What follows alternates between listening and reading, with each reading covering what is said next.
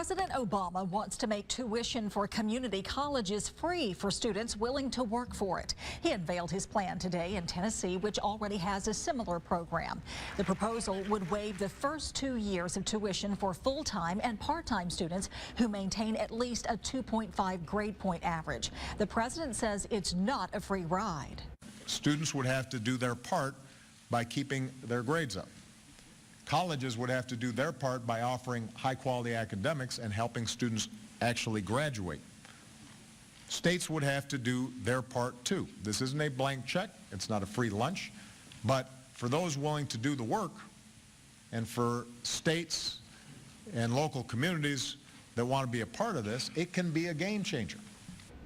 The president says the program would cost $60 billion over 10 years, a price tag the Republican-controlled Congress doesn't like.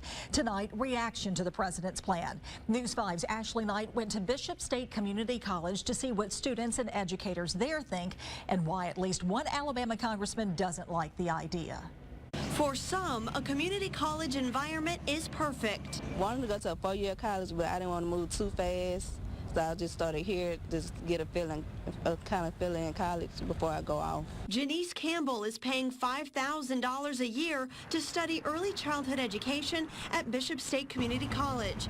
She also works at Subway to pay for it. President Obama proposed an idea this week that would change that for future students. Put simply, what I'd like to do is to see the first 2 years of community college free for everybody who's willing to work for it. Because they'll keep a lot of money, like for the financial aid money, in my pocket. So I think a lot of people will come out and go for college if it was free. I think that's a great idea, as long as it gets kids to come to college. President of Bishop State, Dr. James Lowe, likes the idea, but knows there are a few details to iron out still. The Chancellor and our President's Association will be meeting next week to discuss the President's proposal, because as you know, there are a lot of details out there yet that we don't know. While those working with community colleges think this is a great idea which will allow more people to get an education, Congressman Byrne is looking at the financial side of things, more importantly, where the money's coming from. The state of Alabama is broke.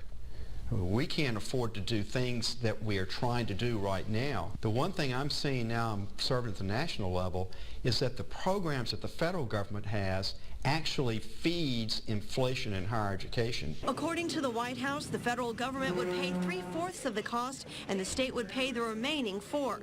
Officials say this could benefit 9 million students. In Mobile, Ashley Knight, News 5.